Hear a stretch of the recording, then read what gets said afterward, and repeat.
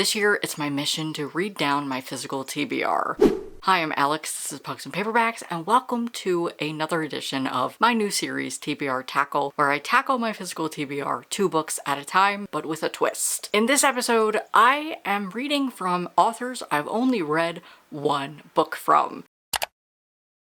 For June, I'm participating in the Queer Lit Readathon. I made a whole video recommending some books, so I'll link it up above for you. I am tackling the prompt one-time author to read a book by an author you've only read one thing from. I am so prone to doing this. I don't know what it is, but if I read one book by an author, I need to have more of a backlist to read more from them. This is just who I am. So I picked 2 books by authors I've read one thing from, and I'm going to read them in this video. First is a new release by A.R. Capetta, Costumes for Time Travelers. I really enjoyed The Heartbreak Bakery. It's one of my favorites, and I have only read that book by them, but there's a ton other that I want to read. When the Candlewick Press sent me this, I figured I would fit it into this video, so thank you to them for sending over this copy. I'm not being paid, but I was sent a review copy. As the title implies, this is about time travelers. It is a time traveler romance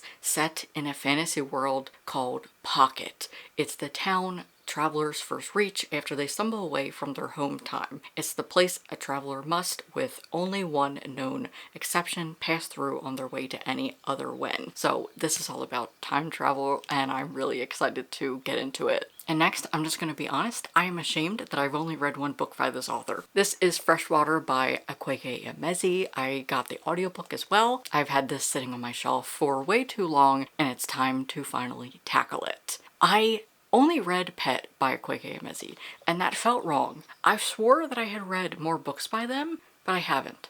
And that upsets me because I really enjoy their work, but I need to read more. I think it's that I've started books by them but never finished them. Pet is the only one that I have actually finished, so I'll be changing that by reading Freshwater, and it's also a book on my books that I need to read before the end of the year or I unhaul them. That these books will self-destruct in 12 months video, so I'll be checking that off as well. I'm really excited to read this, especially because I know it's beloved, but also that it is sort of a memoir for Akwaeke Emezi because they are more of a spirit or entity, and I know that's what it talks about here. And I grabbed the audiobook so that I can focus a little bit more because I feel like I might have trouble focusing on this because it does have length to it, and I just think the audiobook will work better for me. So those are the 2 books I'll be reading for this episode of TBR Tackle. Let's get reading. It's been a while. I didn't realize I haven't updated you yet, and it's the 17th. So, hello, I am still reading Costumes for Time Travelers, and I am determined to finish it up today. I really thought I was going to be on top of things for this vlog because I started this book in the beginning of the month, and I was like, I'm going to totally have this finished in a week, and I'll have this video early.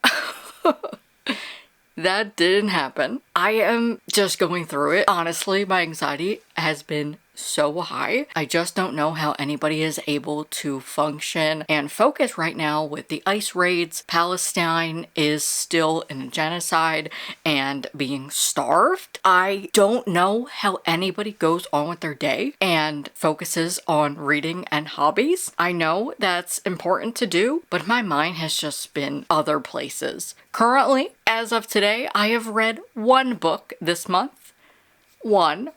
And hopefully today I will have checked off 2. That is the plan. So if you want to support immigrants in LA, I will have a link down below to an immigrant fund that you can support, and I'll also try to link something else. Honestly, I've just been sharing things on Instagram and saving things as I can to let everybody know about this, and as always, I'm always uplifting things about Palestine and how to donate. It's super hard because you literally can't get aid into there right now, so it's just important to talk about it. Of course, free Palestine. This is just so devastating, and it just feels like it's hard to even function or focus right now. So that's where I'm at. I'm going to try and finish this up today. I'm 110 pages in.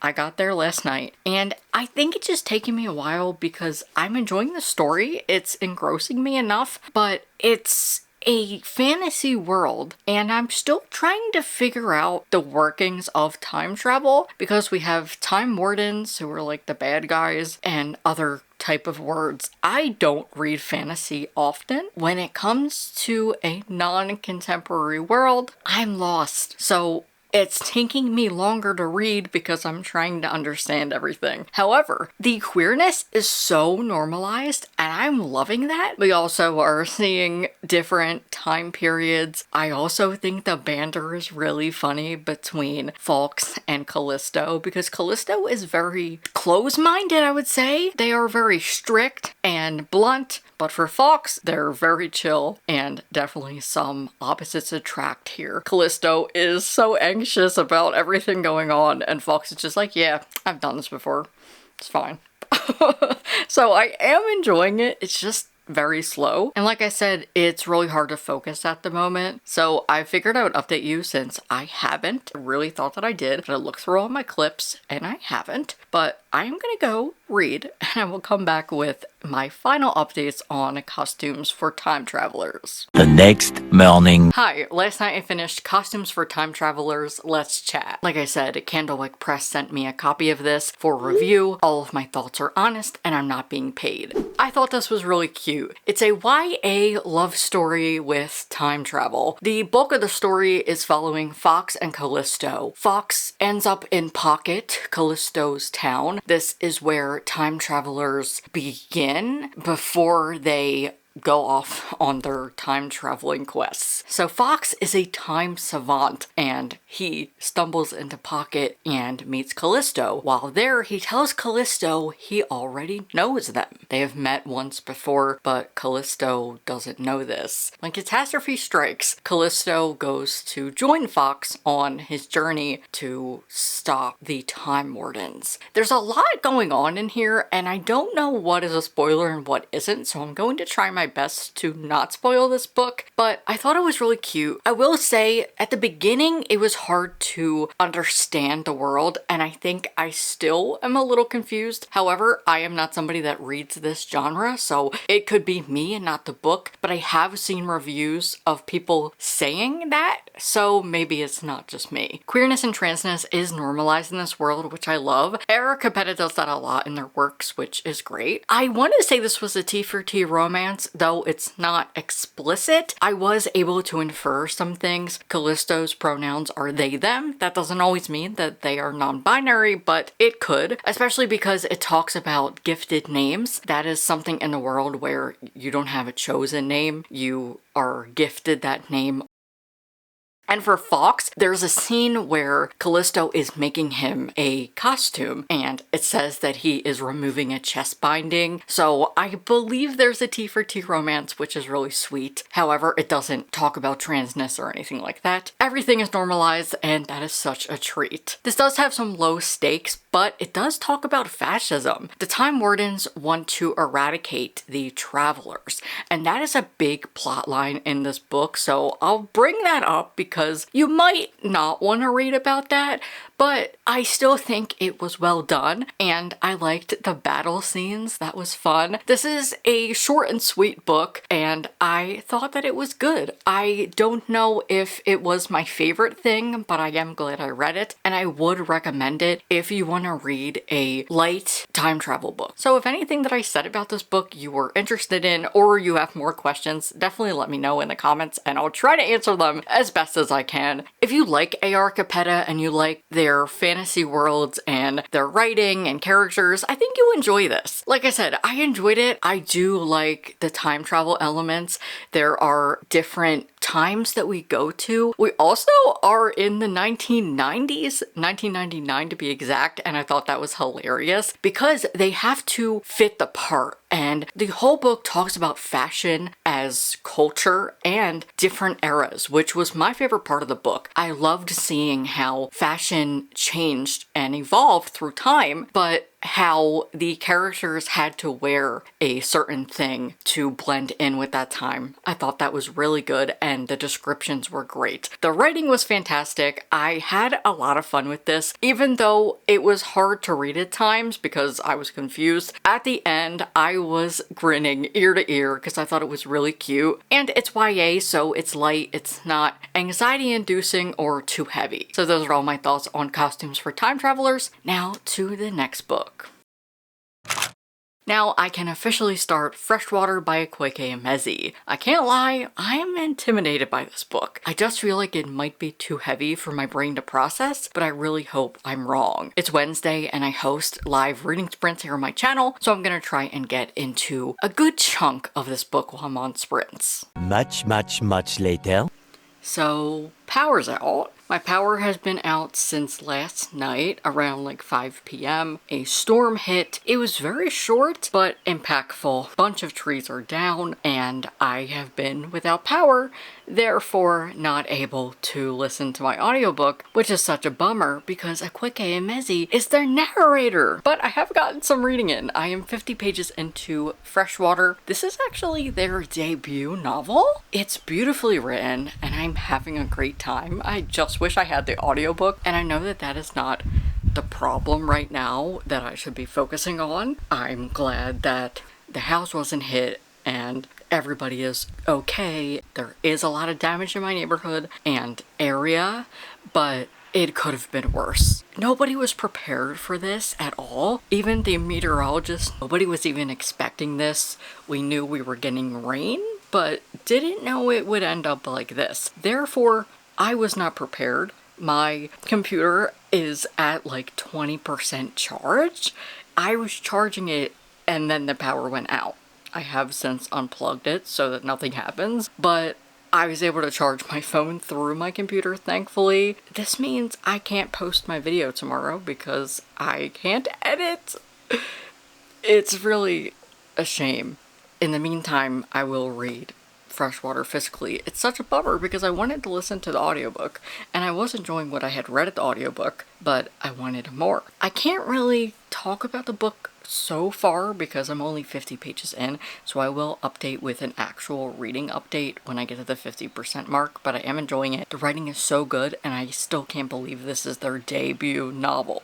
So in the meantime, I'll read more of Freshwater and I'm gonna go run some errands just to get out of the house and have some things to do. Hopefully when I come back, I will have power. And it's such a bummer because now this video will be my Tuesday video. I was hoping to get it out Saturday and I was so ahead of schedule. I was ahead of everything. Not like last time when I got my TBR Tackle out at the last day of the month. You will eventually get this video, just not on Saturday like I planned.